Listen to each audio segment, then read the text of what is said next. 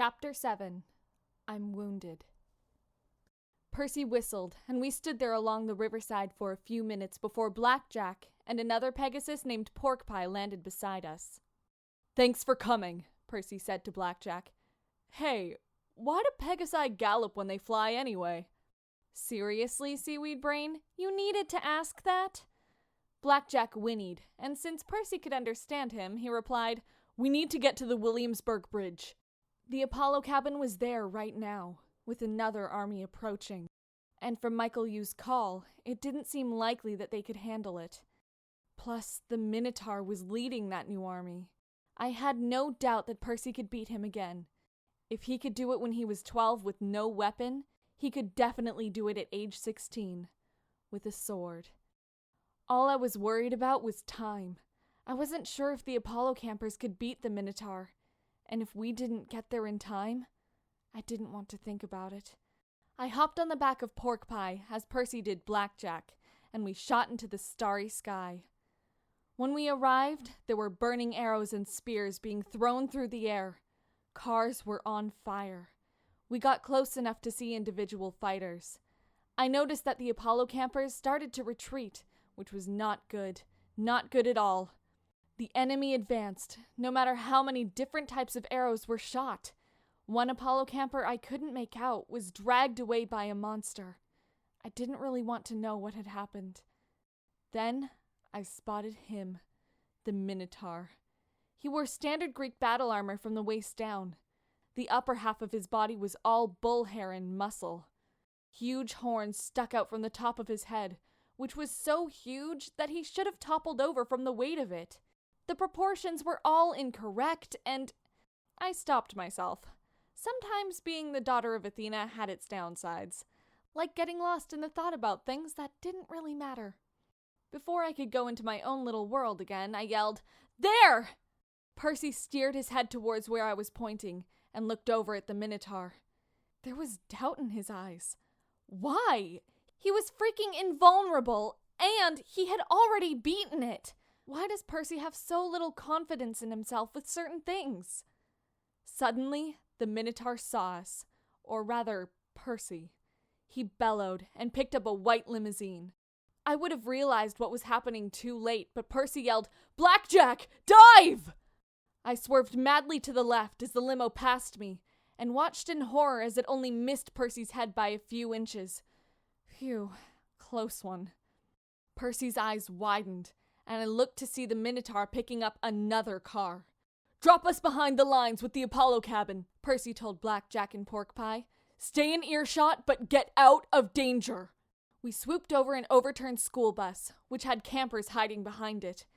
As soon as the Pegasi's hooves touched the pavement, Percy and I leapt off, ready to help, and the winged horses flew into the night sky. Michael Yu sprinted up to us. He had a bloody bandage on his arm. His face was smeared with dirt and soot, and his quiver was almost empty. But he was smiling like this was all fun for him. "Glad you could join us," he said. "Where are the reinforcements?" Percy looked grieved. "For now, we're it." "Then we're dead." I stepped in. "You still have your flying chariot?" Maybe there was still some hope. "Nah," Michael said. "Left it at camp.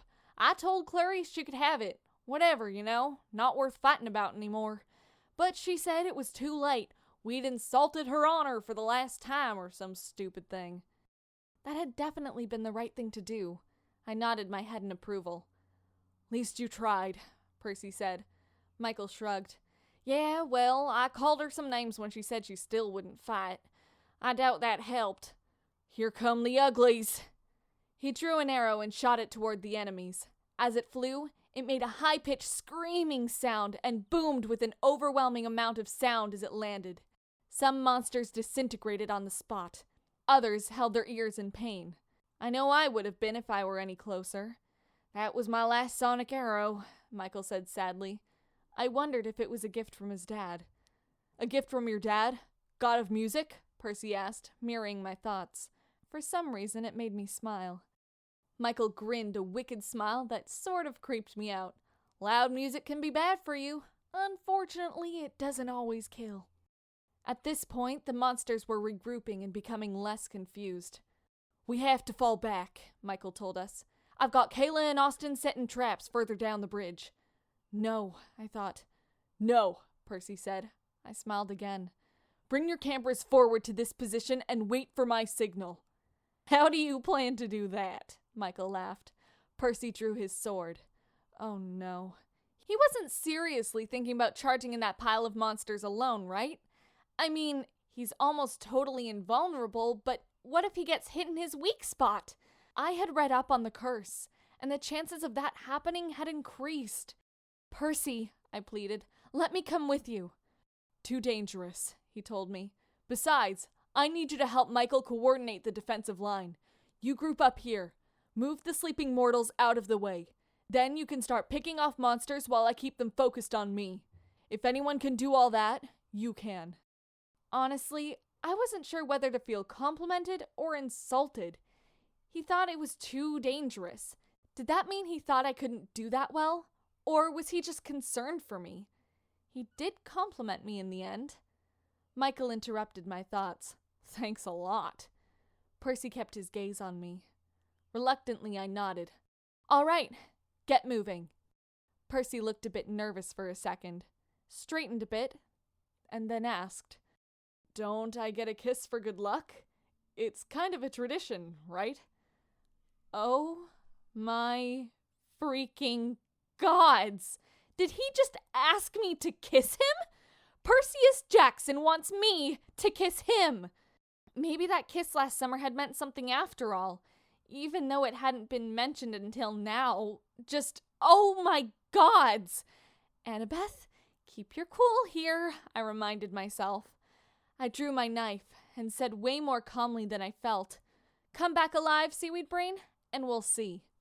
He looked a bit disappointed, then strolled right into plain sight of all the monsters straight down the middle of the bridge.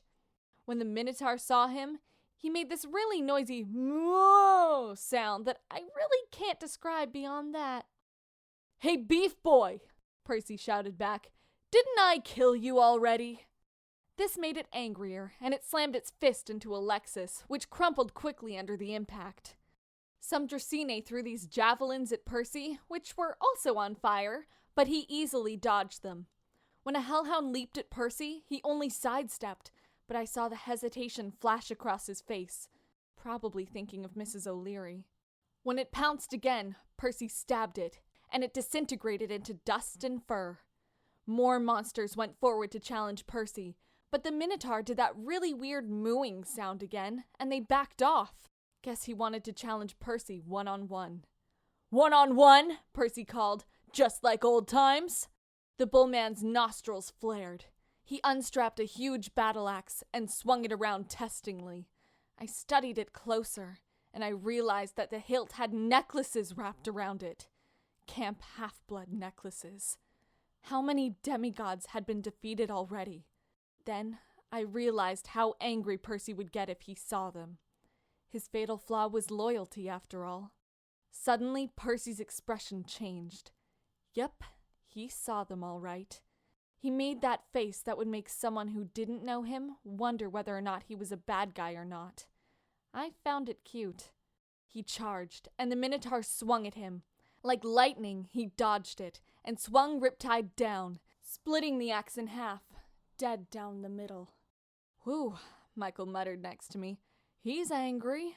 I rolled my eyes, remembering we had a task to do.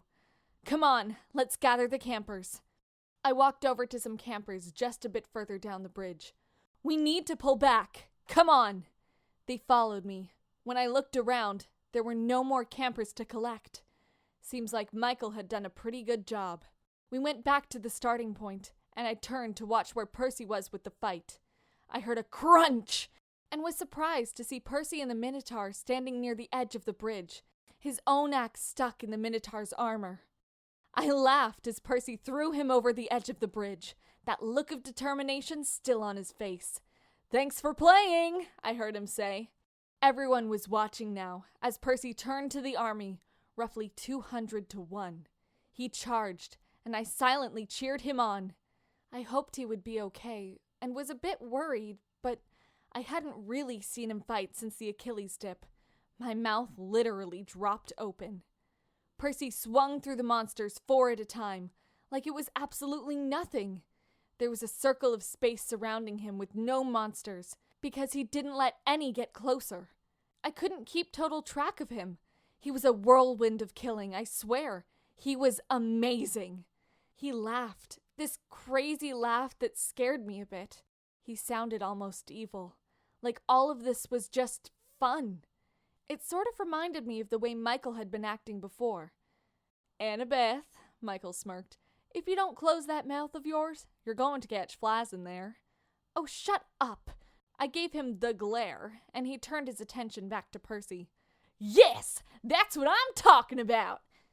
Percy continued, driving the enemy back pretty far. "Percy!" I yelled through all the noise. "You've already routed them! Pull back! We're overextended!"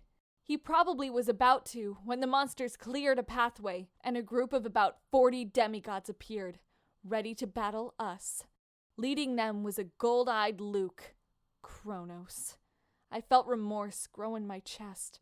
A voice kept whispering to me, "This war is your fault. You could have stopped him." There was nothing I could do now, though. "Now," Percy said, "we pull back." The other demigods drew their swords, ready for battle, and charged.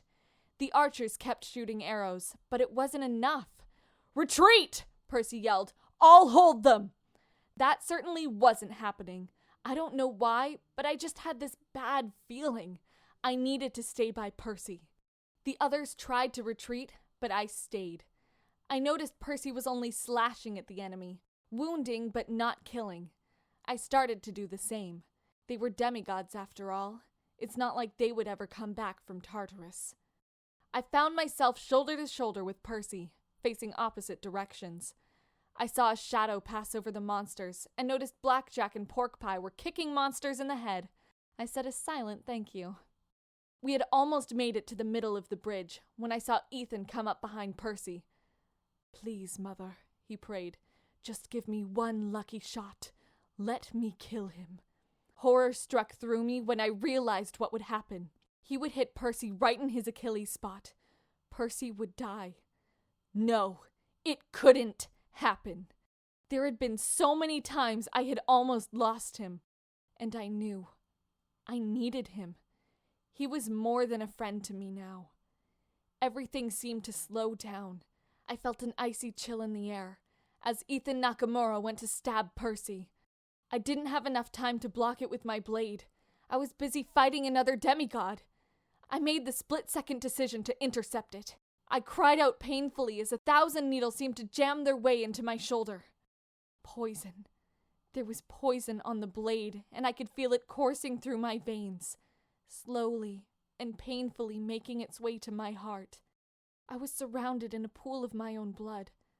My vision blurred. "Annabeth!" I heard Percy cry out, but it seemed distant. I vaguely saw a blurry image of Percy's face growing with rage as he figured out the situation. He locked eyes with Ethan and then smashed his sword hilt so hard into the demigod's face he crumpled in his armor. "Get back!" he screamed, sounding deeply hurt. "No one touches her!" He made an arc-shaped circle around where he was standing with his sword. "Interesting," Kronos muttered. Was that my imagination? I felt myself losing more and more blood. I started to feel nauseous. "Bravely fought, Percy Jackson," I heard Luke, no, definitely Kronos, say. "But it's time to surrender, or the girl dies." No, I thought. This couldn't be happening, and not when Percy had started to have feelings for me. But I preferred he let me die. To save the world, that was for sure. But knowing Percy, I wasn't sure what he would do. He was just too loyal. I needed to make sure he didn't surrender. "Percy, don't," I managed. All I was able to see at this point was red dots swimming around in my vision. A high-pitched ringing sound filled my ears. "Blackjack," Percy whispered. No, wait. Had he yelled it? I couldn't tell due to the ringing. The next thing I knew, I was soaring over Manhattan, the wind forcing my hair to blow right in my face. Before I knew it, everything was washed in red, and I passed out, hoping that Percy would be okay.